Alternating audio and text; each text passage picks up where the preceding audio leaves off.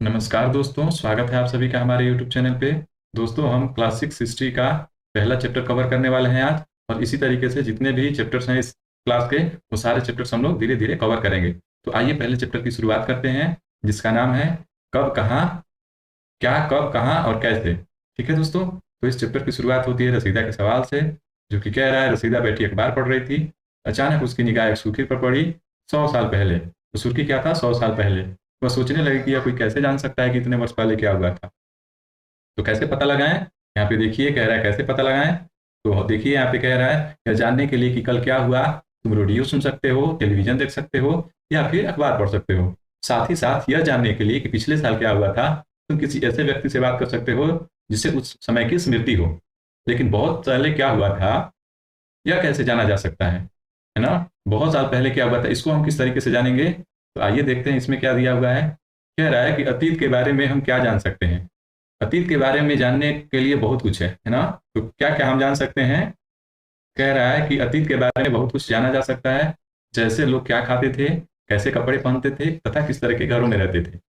हम शिकारियों, पशुपालकों, कृषकों, शासकों, व्यापारियों, पुरोहितों, शिल्पकारों, कलाकारों, संगीतकारों या फिर वैज्ञानिकों के जीवन के बारे में जानकारियां हासिल कर सकते हैं।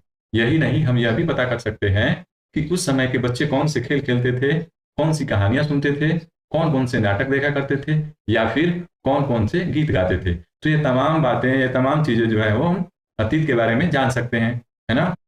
दोस्तों, आगे है लोग कहाँ रहते थे। लोग उस समय के कहाँ रहते थे, जो अतीत के लोग थे वो कहाँ पे रहते थे, इसके बारे में थोड़ी जानकारी लेते हैं। कह रहा है कि नर्मदा नदी का पता लगाओ। नीचे मैप दिया हुआ है, उसमें हमें नर्मदा नदी को देखने का बात कर रहा है। तो जब हम मैप देखेंगे तो नर्मदा नदी को देख लेंगे।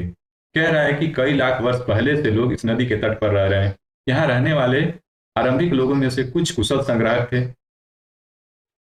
दोस्तों, इस वर्ड का ध्यान रखिएगा, कुशल संग्राहक, क्योंकि नेक्स्ट चैप्टर हम इन पे ही पढ़ने वाले हैं, है ना? तो यहाँ पे कह रहा है कि यहाँ रहने वाले लोगों में से कुछ कुशल संग्राहक थे, जो आसपास के जंगलों की जो विशाल संपदा थी उससे परिचित थे। अपने भोजन के लिए वे जड़ों, फलों तथा जंगल के अन्य उत्पादों का यहीं से संग्रह किया करते थे। वे जानवरों का शिकार भी करते थे, है ना? तो जानवरों का शिकार भी करते थे। ठीक है, आइए थोड़ा आगे देखते हैं इस चैप्टर में आगे क्या कह रहा है। धीरे धीरे हम इस चैप्टर को पूरी तरीके से कंप्लीट कर लेंगे। अब कह रहा है कि तुम उत्तर पश्चिम, है ना, उत्तर पश्चिम की सुलेमान और किरथर पहाड़ियों का पता लगाओ। नीचे मैप जो दिख रहा है आपको, इसमें हमें सुलेमान और किरथर की पहाड़ियों का पता लगाने को बोल रहा है। क्या कह रहा है इन क्षेत्रों के बारे में? कि इसी क्षेत्र में कुछ ऐसे स्थान हैं जहां लगभग 8,000 वर्ष पूर्व स्त्री पुरुषों ने सबसे पहले गेहूं तथा जौ जैसे फलों को उपजाना प्रारंभ किया। तो किन पौधों को और फसलों को उपजाना शुरू किया? गेहूं तथा जौ। आप दोस्तों ध्यान रखिएगा, गेहूं और जौ जो है वो प्रारंभिक फसल है। तो इन फसलों को उपजाना शुरू किया गया इन क्षेत्रों में, उत्तर पश्चिम की सुलेमान और किरथर पहाड़ियों में। ठीक है, जो किरथर पहाड़ी के आसपास के इलाके थे, उन्हीं क्षेत्रों में सबसे पहले गेहूं और जौ जैसे फसलों का उपाजना शुरू किया गया। आगे कहता है, उन्होंने भेड़, बकरी, गाय और बैल जैसे पालतू पशुओं को पालना शुरू किया, है ना? जो ये लोग थे, इस एरिया के जो लोग थे, उन्होंने भेड़, बकरी और गाय, बैल जैसे पालतू पशुओं को भी पालना शुरू किया। अब ये कह रहा है कि ये लोग गांव में रहते थे। अब आगे देखें तो इसमें कह रहा है कि उत्तर पूर्व में गारो, कहाँ पे? उत्तर पूर्व में गारो तथा मध्य भारत में विंध्य पहाड़ियों का पता लगाओ। ठीक है, हम देखते हैं इस मैप में आगे चल करके। हमें उत्तर पूर्व में गारो तथा मध्य भारत में विंध्या पहाड़ियों का पता लगाना है। ये कुछ अन्य ऐसे क्षेत्र थे जहां कृषि का विकास हुआ, जहां सबसे पहले चावल उपजाया गया। वे स्थान विंध्या के उत्तर में स्थित थे, है ना? तो आइए हम इसको देख लेते हैं मैप में कि कहाँ कहाँ पे क्या चीजें की गई हैं। तो दोस्तों, आप जब हिस्ट्री पढ़ रहे हैं तो इसके साथ साथ आपके ज्योग्राफी के थोड़े थोड़े जो टॉपिक्स हैं वो भी तैयार होते चलेंगे, है ना? क्योंकि आपको इसमें देखा गया कि हमें किरथर पहाड़ देखना है, सुलेमान की पहाड़ियां देखनी है, साथ ही साथ गारो पहाड़ देखने हैं, और जो विंध्या पहाड़ियां हैं उनको भी देखना है, नर्मदा नदी को भी देखेंगे। तो अगर हम इन सारी चीजों को मैप में देखते हैं तो इस तरीके से हमारा ज्योग्राफिकल पोर्शन भी तैयार होता जाएगा। तो आइए जितने भी अभी हमने ऊपर नाम पढ़े उन सबको इस मैप में देख लेते हैं, और हम आइडिया लगाते हैं कि किस तरीके से किन किन जगहों पे क्या चीज विकसित हुआ। तो सबसे पहले अगर हम बात करें तो यहाँ पे देखिए नर्मदा नदी का कह रहा था, यहाँ देखिए नर्मदा नदी है ना? और साथ ही साथ विंध्या पहाड़ियों की बात कर रहा था, तो यहाँ पे देखिए विंध्या की पहाड़ियां भी हैं। और कह रहा है कि इसके उत्तर वाले जो एरिया हैं, यहाँ पे धान की खेती का शुरुआत हुआ। और यहाँ पे देखिए आप कह रहा है किरथर और सुलेमान, तो यहाँ पे आपको किरथर दिख जाएगा, यहाँ पे आपको सुलेमान की पहाड़ियां दिख जाएंगी, जो कि कहाँ है, उत्तर पश्चिम में, है ना। अगर आप मैप को पढ़ते हैं तो हम मैप को इस तरीके से ड्रॉ करते हैं दोस्तों। मैप का जो डायरेक्शन होता है वो इस तरीके से होता है, ऊपर वाले पार्ट को हम नॉर्थ मानते हैं, नीचे वाले को साउथ, और नॉर्थ के जो राइट हैंड में उसको ईस्ट, और उसके जस्ट अपोजिट वाले को वेस्ट। तो ये वाला जो हमारा एरिया हो जाएगा, अगर ये वाला एरिया का बात करें तो ये हमारा नॉर्थ वेस्ट हो जाएगा, और उसी तरीके से हमारा नॉर्थ ईस्ट हो जाएगा, है ना। तो यहाँ पे हमें दो चीजें देखनी थी, कह रहा था कि नॉर्थ ईस्ट नॉर्थ वेस्ट में आप किरथर और सुलेमान की पहाड़ियों को देख सकते हैं, जहाँ पे सबसे पहले जौ और गेहूं जैसे फसलों का उपाजना शुरू हुआ था। और यहाँ पे कह रहा है गारो पहाड़ियों को देखिए, गारो पहाड़ियां यहाँ पे हैं, जो कि कहाँ पे है, नॉर्थ ईस्ट में। तो यहाँ पे भी और फसलों का उपाजना शुरू हुआ था। साथ ही साथ जो धान का खेती है, धान का खेती विंध्या पहाड़ियों के जो ऊपर के इलाके हैं यहाँ पे शुरू हुआ था। ठीक है दोस्तों, आप यहाँ पे ये गंगा नदी को देख लीजिए। गंगा नदी ये है हमारी, यहाँ से निकल रही हिमालय से और इस तरीके से चलती जा रही है। और इसकी जो एक ट्रिब्यूटरी या कहें कि सहायक नदी है, वो यहाँ पे आप देख सकते हैं, सोन नदी, जो कि इसमें आकर के मिल रही है। एक और नदी हमें देखना है, यहाँ पे आप सिंधु नदी देख सकते हैं, जो कि आज के डेट में पाकिस्तान में बहता है, सॉरी बहती है। और इसके कुछ जो सहायक नदियां यानी कि जो ट्रिब्यूटरीज रिवर है, उसको भी हम यहाँ पे देख लेते हैं। तो देखिए यहाँ पे आपको झेलम नदी दिख जाएगी, चेनाब नदी, रावी, ब्यास और सतलुज। तो ये आपके जोग्राफिकल पॉइंट ऑफ व्यू से बहुत इंपॉर्टेंट है कि सिंधु नदी की कौन कौन सी सहायक नदियां होती थी, किरथर का पहाड़ कहाँ पे था, सुलेमान की पहाड़ियां कहाँ पे थी, साथ ही साथ गारो पहाड़, गारो की जो पहाड़ियां हैं वो किधर पड़ती हैं, और विंध्या पहाड़ियां तथा नर्मदा नदी किधर पड़ती हैं। साथ ही साथ बात करें तो यहाँ पे आप गंगा नदी के जो सहायक नदी हैं उनको भी देख सकते हैं, यहाँ पे सोन नदी देख सकते हैं, यहाँ पे यमुना नदी देख सकते हैं। तो ये सारी चीजों को आप ज्योग्राफिकल पॉइंट ऑफ व्यू से जरूर याद रखिएगा। ठीक है दोस्तों, चलिए अब हमने मैप को अच्छे से समझ लिया, जितनी पॉइंट्स हमारे इस चैप्टर में दी हुई हैं लगभग उन सारी चीजों को यहाँ पे हमने देख लिया। और भी आगे अगर हमें मिलता है कुछ देखने लायक तो हम जरूर से देखेंगे। तो दोस्तों आप देख रहे हैं कि हिस्ट्री के साथ साथ आपके कुछ ज्योग्राफी के पोर्शंस भी तैयार होते जा रहे हैं, इनको आप जरूर से नोट डाउन करते चलिएगा ताकि आपके लिए फायदेमंद साबित हो, है ना। अब आइए आगे देखते हैं, आगे क्या कह रहा है कि मानचित्र पर सिंधु तथा सहायक नदियों को देख पता लगाइए। तो हमने अभी देखा कि सिंधु और उसकी सहायक नदियों को हमने देख लिया ऊपर मैप में। अब सहायक नदी क्या होती है, तो यहाँ पे देख लीजिए, डेफिनेशन में बताया जा रहा है कि सहायक नदियां उन्हें कहते हैं जो एक बड़ी नदी में मिल जाती हैं, है ना। तो सहायक नदी उन छोटी नदियों को कहते हैं जो आगे चल करके जितने भी जो बड़ी नदियां हैं उनमें जाकर के मिल जाती हैं, है ना दोस्तों। अब यहाँ पे देखिए कह रहा है मानचित्र 1 जो था हमारा वो क्या था, दक्षिण एशिया का मैप था। तो मानचित्र 1 में जो दक्षिण एशिया का मैप है उसमें कौन कौन से देश आते हैं, आधुनिक भारत, पाकिस्तान, बांग्लादेश, नेपाल, भूटान और श्रीलंका, और अफगानिस्तान, ईरान, चीन तथा म्यांमार आदि पड़ोसी देशों को दर्शाया गया। इसमें दक्षिण एशिया के बारे में थोड़ा बता रहा है यहाँ पे कि दक्षिण एशिया एक ऐसा महाद्वीप, दक्षिण एशिया एक महाद्वीप से छोटा है ना, लेकिन विशालता तथा बाकी एशिया से समुद्र, पहाड़ियों तथा पर्वतों से बटे होने के कारण इसे प्राय उपमहाद्वीप कहा जाता है दोस्तों। क्या कह रहा है कि दक्षिण एशिया एक महाद्वीप से छोटा है, लेकिन विशालता तथा बाकी एशिया से समुद्रों, पहाड़ियों तथा पर्वतों से बटे होने के कारण इसे प्राय महाद्वीप कहा जाता है ना। अब आगे देखें हम अपने चैप्टर में, तो यहाँ पे कह रहा है कि लगभग 4700 वर्ष पूर्व, कितने वर्ष पूर्व, 4700 वर्ष पूर्व इन्हीं नदियों के किनारे कुछ ऐसे आरंभिक नगर फले फूले, ठीक है ना। तो दोस्तों लगभग जो हमारे शहर हैं वो बहुत पुराने हैं, कितने पुराने, लगभग 4700 वर्ष पुराने हैं, जो कि हमने सिंधु नदी के जो सहायक नदियां देखी उनके किनारों पे फले फूले। आगे कह रहा है कि गंगा व इनकी सहायक नदियों के किनारे तथा समुद्र तटवर्ती इलाकों में नगरों का विकास लगभग 25,500 वर्ष पूर्व हुआ। क्या कह रहा है दोस्तों कि गंगा व इसकी सहायक नदियों के किनारे तथा समुद्र तटवर्ती इलाकों में नगरों का विकास लगभग कब हुआ, 2500 वर्ष पूर्व हुआ। ठीक है, अब आगे देखते हैं, आगे कह रहा है कि गंगा तथा इसकी सहायक नदी सोन का पता लगाओ। हमने मैप में सोन नदी को देख लिया है, जो कि कहाँ है, गंगा के साउथ में है।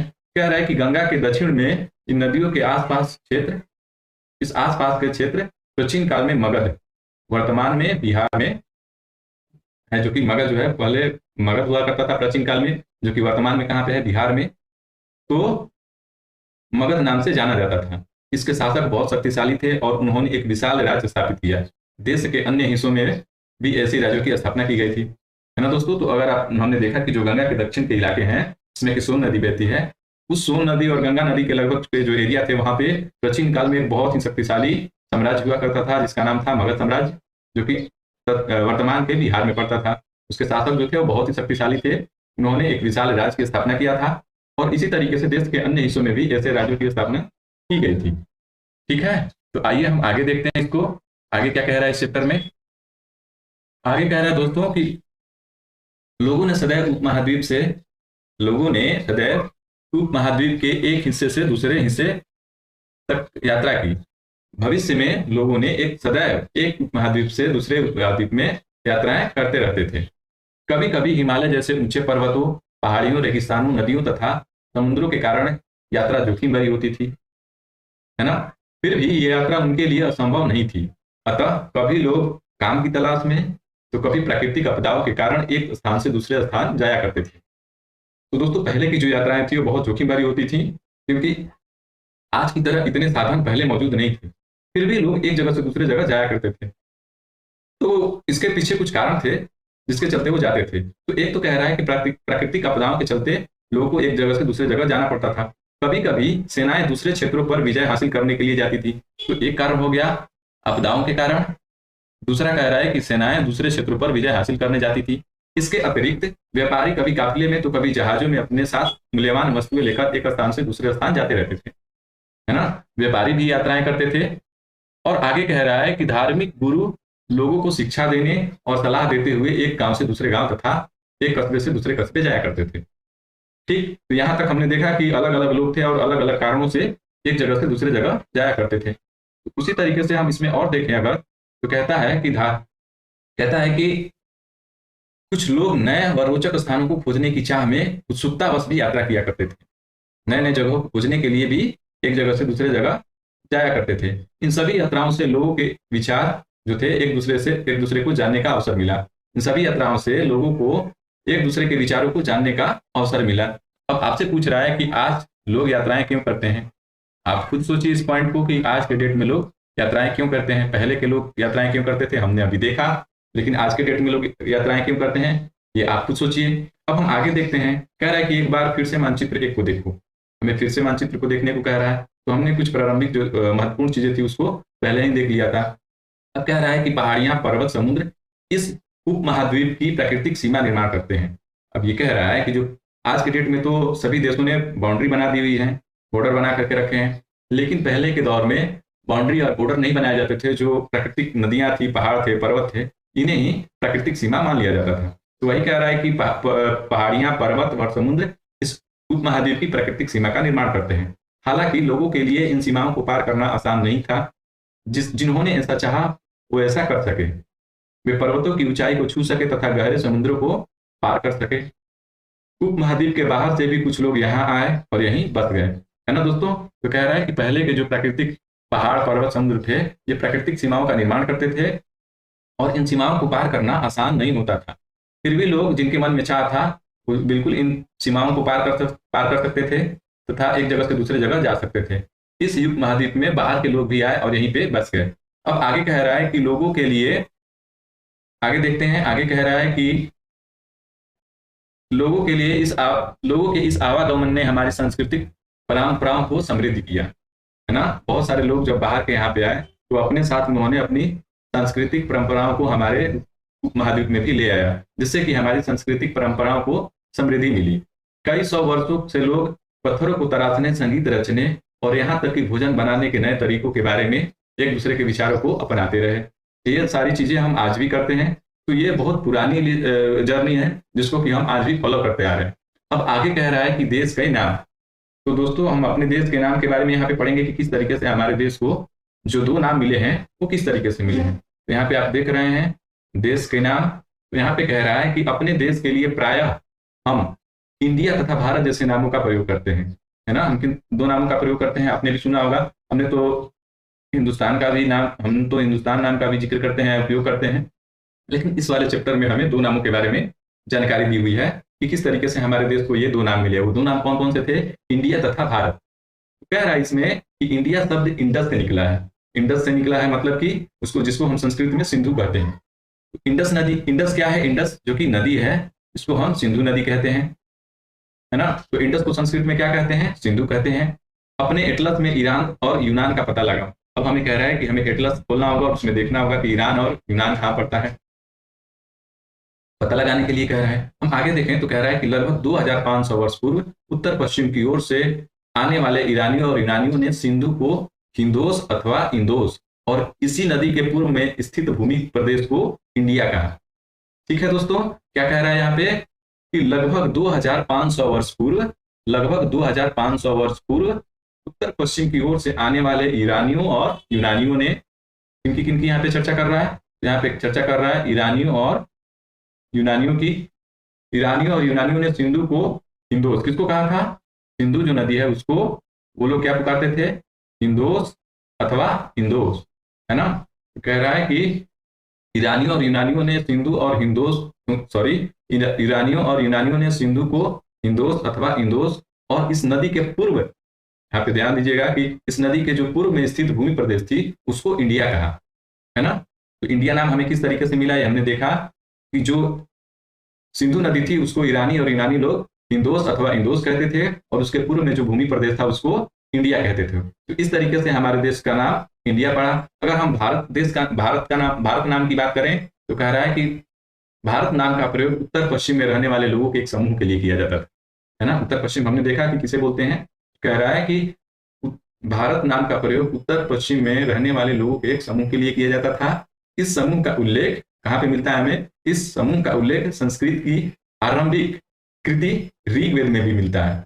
बाद में जो हमारा भारत था उसका प्रयोग किसके लिए? प्रदेश के लिए किया जाने लगा, देश के लिए किया जाने लगा। तो धीरे धीरे चल करके इसको देश मान लिया गया, है ना। लेकिन शुरुआत किस लिए हुआ था? कि जो उत्तर पश्चिम में लोग रहते थे, जो लोगों का समूह था, उसको संबोधित करने के लिए भारत का नाम यूज किया जाता था। लेकिन समय बीतने के साथ साथ इसका प्रयोग देश के लिए होने लगा। ठीक, तो आइए आगे देखते हैं इसमें आगे क्या कह रहा है। आगे है अतीत के बारे में कैसे जाने, है ना। तो अतीत के बारे में हम किस तरीके से जान सकते हैं? अतीत के बारे में किस तरीके से जान सकते हैं? आइए कुछ पॉइंट्स के थ्रू हम इसको समझते हैं कि अतीत को जानने के लिए हमें हमें क्या क्या जानकारियां और किस तरीके से हम जानकारियों को प्राप्त कर सकते हैं। तो दोस्तों यहाँ पे कह रहा है कि अतीत की जानकारी हम कई तरह से प्राप्त कर सकते हैं। इनमें से एक तरीका, हम कुछ तरीका इसमें हम पढ़ेंगे तो हमें कुछ तरीका मिलेगा जिससे कि हम अपने अतीत को जान सकते हैं। तो कह रहा है कि इनमें से एक तरीका है अतीत में लिखी गई पुस्तकों को ढूंढना और पढ़ना। बिल्कुल, जो अतीत की बातें अगर हमें जाननी होगी तो अतीत के लिए जो लिखे गए पुस्तकें हैं उन्हें हमें ढूंढना और पढ़ना पड़ेगा। ये पुस्तकें हाथ से लिखी होने के कारण पांडुलिपि कही जाती है। अब दोस्तों यहाँ पे कह रहा है कि जो पुरानी पुस्तकें थी वो हाथ से लिखी जाती थी, जिसके कारण उन्हें हम पांडुलिपि कहते हैं। अंग्रेजी में पांडुलिपि के लिए प्रयुक्त होने वाला मैन्युस्क्रिप्ट शब्द लैटिन शब्द मेनू, जिसका अर्थ है हाथ से निकला, ये पांडु, है ना। तो ये कह रहा है कि जो पांडुलिपि होती है इनको हम अंग्रेजी में क्या बोलते हैं? मैन्युस्क्रिप्ट बोलते हैं, जिसमें कि जो मेनू शब्द है वो लैटिन शब्द है और जिसका अर्थ होता है हाथ है से निकला है। ये पांडुलिपियां प्रायः ताड़पत्रों अथवा हिमालय क्षेत्र में उगने वाले भूर्ज नामक पेड़ की छाल से विशेष तरीके से तैयार किए जाते थे। यहाँ पे ध्यान रखिएगा किस पेड़ से? भूर्ज नामक पेड़ की छाल से विशेष तरीके से तैयार भोजपत्र पर लिखी जाती थी, है दोस्तों। तो कह रहा है कि आप यहाँ पे देखिए, तो यहाँ पे कह रहा है कि यह पांडुलिपि लगभग 1000 वर्ष पहले लिखी गई थी। यहाँ पे आप एक पांडुलिपि देख रहे हैं, है ना। तो इसके बारे में यहाँ पे बता रहा है कि यह पांडुलिपि लगभग 1000 वर्ष पहले लिखी गई थी। किताब बनाने के लिए ताड़ के पत्तों को काटकर उनके अलग अलग हिस्सों को एक साथ बांध दिया जाता था। भूर्ज पेड़ की छाल से बनी ऐसी ही एक पांडुलिपि को आप यहाँ देख सकते हैं। ठीक है, तो ये सारी चीजें थी हमारे पांडुलिपि के लिए। तो अतीत के बारे में जानने के लिए कुछ तरीकों का यहाँ पे बात हो रहा है।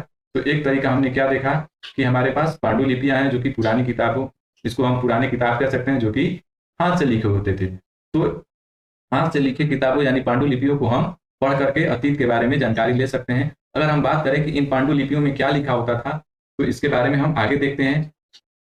आगे कह रहा है कि इतने वर्षों में इनमें से कई पांडुलिपियों को कीड़ों ने खा लिया तथा कुछ नष्ट कर दी गई।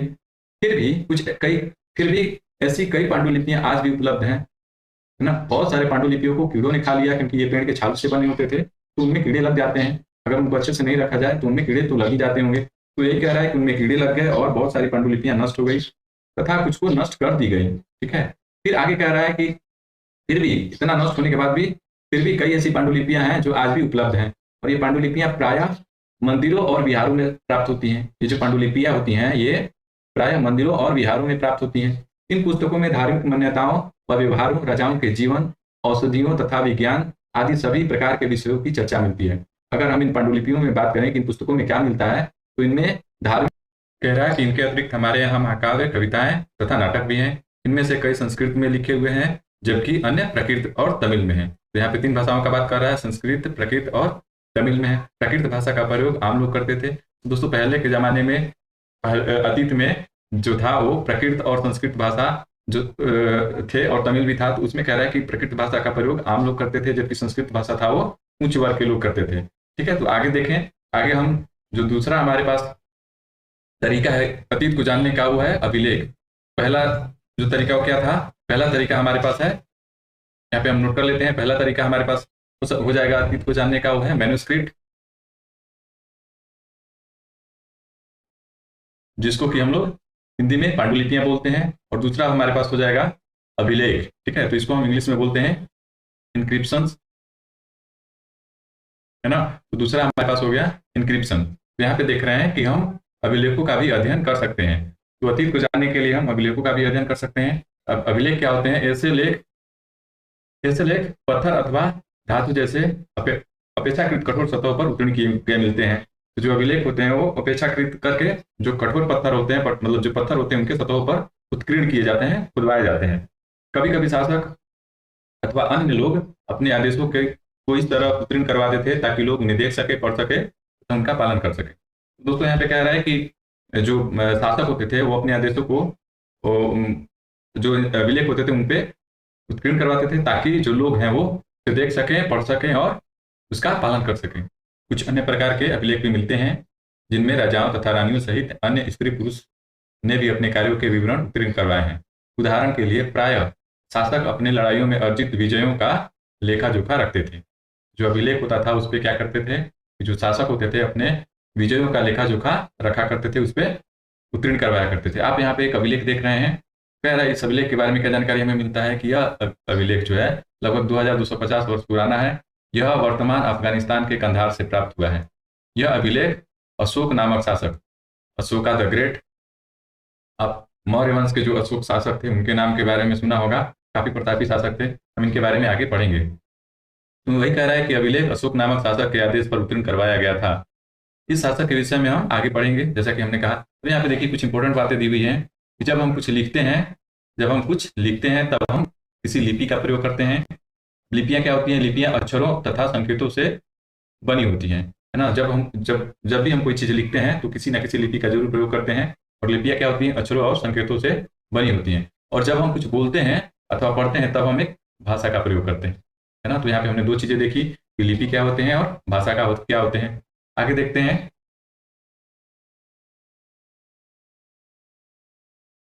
आगे कह रहा है कि इसके अतिरिक्त अन्य कई वस्तुएं अतीत में बनी और प्रयोग में लाई जाती थी।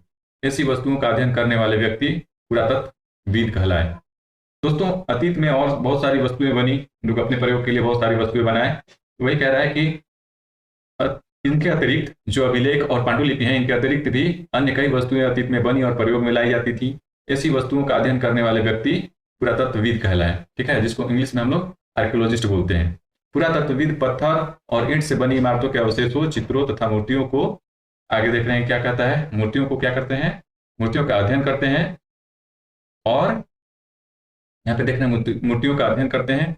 वे औजारों, हथियारों, बर्तनों, आभूषणों तथा सिक्कों की प्राप्ति के लिए छानबीन तथा खुदाई भी करते हैं। इनमें से कुछ वस्तुएं पत्थर, पक्की मिट्टी तथा कुछ धातु की भी बनी हो सकती हैं। ऐसे तत्व कठोर तथा जल्दी नष्ट न होने वाले होते हैं। तो जो पुरातत्वविद होते हैं वो औजारों, हथियारों और बर्तनों तथा आभूषणों, इन सारी चीजों की प्राप्ति के लिए छानबीन करते हैं तथा खुदाई करते हैं। और इनमें से जो कुछ वस्तुएं मिलती हैं वो पत्थर की भी हो सकती हैं, पक्की मिट्टी की हो सकती हैं, कुछ धातु की भी हो सकती हैं। तो ऐसी जो वस्तुएं होती हैं वो कठोर होती हैं और ये जल्दी नष्ट नहीं होती है, जिससे कि इनको समय के साथ पढ़ा जा सकता है और ये हमें खुदाई में मिलती भी हैं। तो यहाँ पे देखिए 2 चीजें दिखाई गई हैं। एक यहाँ पे 4700 वर्ष पूर्व का एक घड़ा दिखाया गया है और बगल में यहाँ पे 2 चांदी के सिक्के दिखाए गए हैं।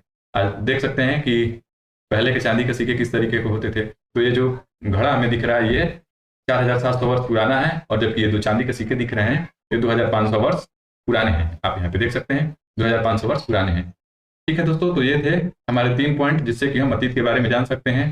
पहला था कि हम पांडुलिपियां पढ़ के जान सकते हैं, दूसरा अभिलेखों को पढ़ करके जान सकते हैं, और तीसरा था जो पुरातत्वविद होते हैं पुरातत्व के माध्यम से उनकी खुदाई करके सामानों को और जो अवशेष होते हैं उनको निकाल करके उनका अध्ययन करते हैं और इतिहास की जानकारी हमें मिलती है। अब आगे कह रहा है कि पुरातत्वविद जो होते हैं क्या क्या करते हैं, जानवरों, चिड़ियों तथा मछलियों की हड्डियां ढूंढते हैं। इससे क्या पता चलता है, इससे जानने में मदद मिलती है कि अतीत में लोग क्या खाते थे। आगे कह रहा है कि पुरातत्वविद जानवरों, चिड़ियों तथा मछलियों की हड्डियां ढूंढते हैं। इससे उन्हें यह जानने की मदद मिलती है कि अतीत के लोग क्या खाते थे। तो जानवरों की जो हड्डियां और चिड़ियों या इन सब जानवरों का हड्डियों को देखते थे तो उनसे उनको पता चलता था कि अतीत के लोग क्या खाते थे। वनस्पतियों के अवशेष मुश्किल से बच पाते हैं क्योंकि इनके जो हड्डियां तो मिल जाती हैं, जो वनस्पतियां होती हैं उनके अवशेष बड़ी मुश्किल से मिल पाते हैं। यदि अन्न के दाने अथवा लकड़ी के टुकड़े जल जाते हैं तो वे जले हुए रूप में बचे रहते हैं। ठीक है, तो ये सारी चीजें हो गई। आगे कह रहा है कि पांडुलिपियों, यहाँ पे देखिए हमने 3 चीजें पढ़ी अतीत को जानने का। पहला था हमारा मैन्युस्क्रिप्ट, है ना, पहले भी हमने बात किया। दूसरा हमारे पास क्या है, इंक्रिप्शन, और तीसरा है हमारे पास आर्कियोलॉजी। ठीक है, तो ये 3 तरीके हैं अतीत के बारे में जानने के लिए। अब इन्हीं तीनों को लेकर के कुछ कह रहा है कि पांडुलिपियों, अभिलेखों तथा पुरातत्व से ज्ञात जानकारियों के लिए इतिहासकार प्रायः स्रोत शब्द का प्रयोग करते हैं। किन शब्द का प्रयोग करते हैं? स्रोत शब्द का प्रयोग करते हैं। इतिहासकार उन्हें कहते हैं जो अतीत का अध्ययन करते हैं। ये तो आपको पता होगा कि इतिहासकार किन्हें कहते हैं, तो इतिहासकार उन्हें कहते हैं जो अतीत का अध्ययन करते हैं। स्रोत के प्राप्त होते ही अतीत के बारे में पढ़ना बहुत रोचक हो जाता है, क्योंकि इन स्रोतों की सहायता से हम धीरे धीरे अतीत का पुनर्निर्माण कर पाते हैं, है ना दोस्तों। जो हमें स्रोत मिलते हैं, जो भी हमें एविडेंस मिलते हैं, उनको कलेक्ट करके हम उनका स्टडी करते हैं तो धीरे धीरे हमें पास्ट की जानकारियां मिलती है। तो वही कह रहा है कि धीरे धीरे अतीत का पुनर्निर्माण करते जाते हैं। अतः इतिहासकार तथा पुरातत्वविद उन जासूसों की तरह होते हैं जो सभी स्रोतों का प्रयोग सुराग के रूप में कर अतीत को जानने का प्रयास करते हैं। आगे का जो हमारा टॉपिक है, कह रहा है अतीत।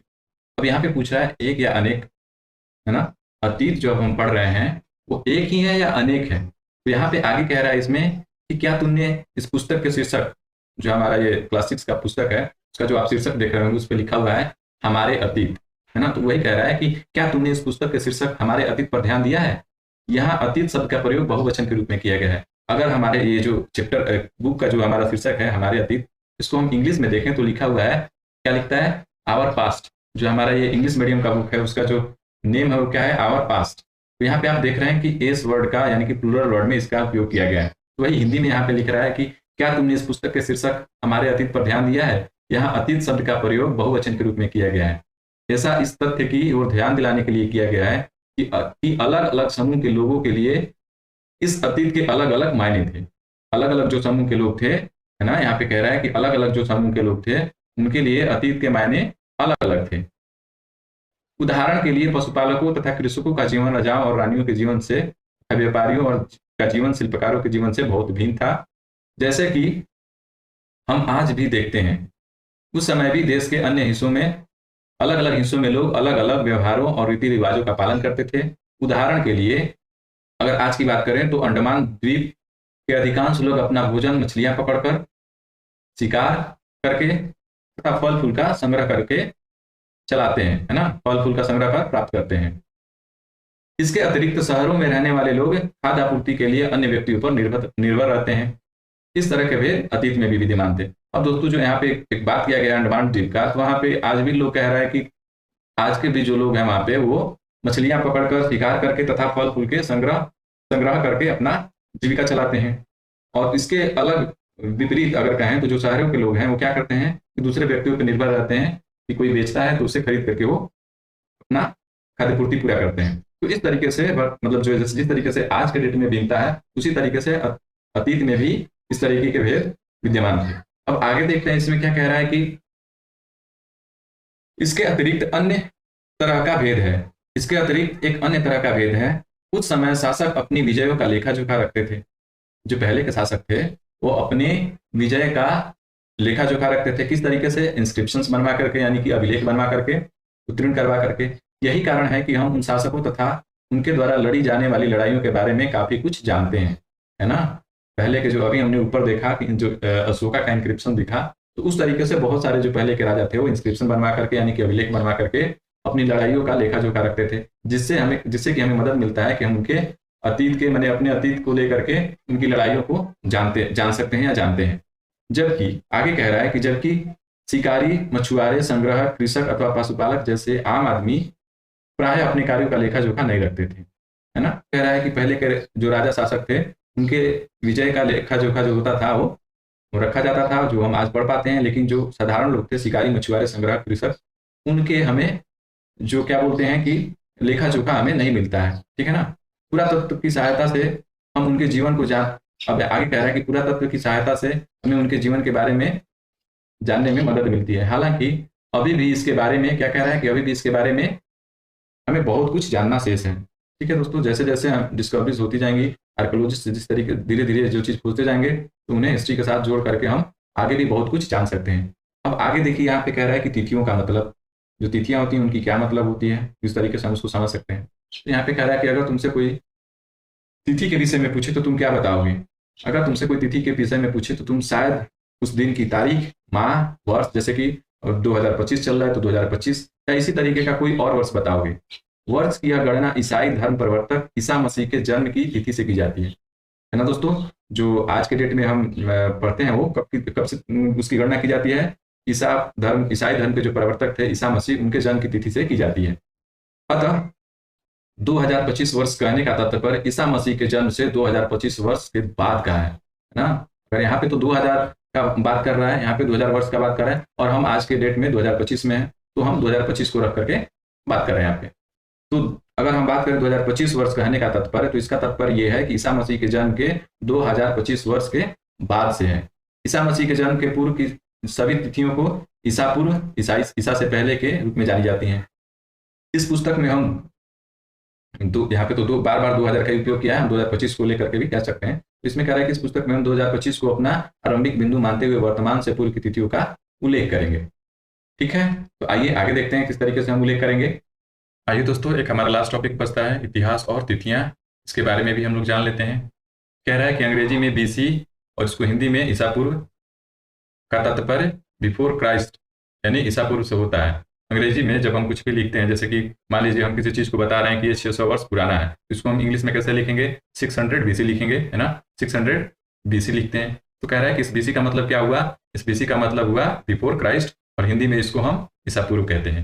आगे कह रहा है कि कभी कभी तुम तिथियों से पहले एडी, है ना, कभी कभी हम देखते हैं कि जैसे आज का 100 लिखें 2025, तो हमें यहाँ पे एडी लगा सकते हैं। तो इसका मतलब क्या हुआ, तो ये कह रहा है कि कभी कभी तुम तिथियों से पहले एडी हिंदी में ईस्वी लिखा पाते हो।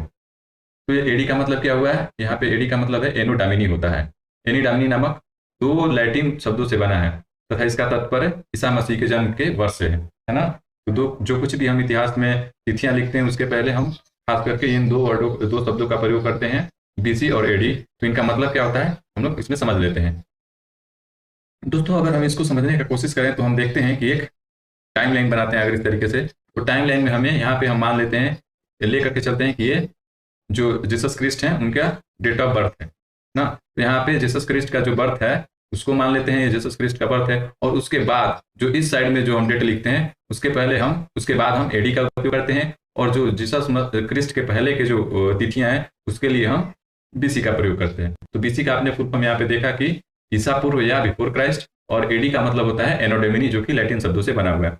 तो आप यहाँ पे समझ गए होंगे कि ईसा पूर्व को एक मध्य मान करके जो उनके जन्म के बाद की घटनाएं हैं उसको हम एडी के रूप में लिखते हैं, और जो उनके जन्म से पहले की घटनाएं हैं उन तिथियों को हम बीसी के तौर पे लिखते हैं। मतलब तिथियां लिखने के बाद हम वर्ष लिखने के बाद उसके लास्ट में हम बीसी लगाते हैं, और जन्म के बाद वाली घटनाओं की तिथि लिखने के बाद हम एडी लगाते हैं, ठीक है। तो समझ गए होंगे बीसी और एडी का मतलब। चलिए आगे देखते हैं। कभी कभी कह रहा है कि कभी कभी एडी की जगह सीई तथा बीसी का मतलब बीसी की जगह बीसीई, बीसी की जगह बीसी का प्रयोग होता है। सीई अक्षरों का प्रयोग कॉमन एरा तथा बीसी का बिफोर कॉमन एरा के लिए होता है। मतलब कि कभी कभी हम देखते हैं कि एडी की जगह सीई तथा बीसी की जगह बीसीई का प्रयोग होता है ना। तो सीई का मतलब क्या हुआ, सी प्रयोग का मतलब होता है कॉमन एरा तथा बीसीई का मतलब होता है बिफोर कॉमन एरा। तो ये चीजें हो गई। हम इन शब्दों का प्रयोग इसलिए करते हैं क्योंकि विश्व के अधिकांश देशों में अब इस कैलेंडर का प्रयोग सामान्य हो गया है। भारत में तिथियों के इस रूप का प्रयोग लगभग 200 वर्ष पूर्व प्रारंभ हुआ। तो दोस्तों इस तरीके से हमारा ये चैप्टर कंप्लीट होता है। नेक्स्ट चैप्टर हम लोग कल पढ़ेंगे। ठीक है, तब तक के लिए धन्यवाद।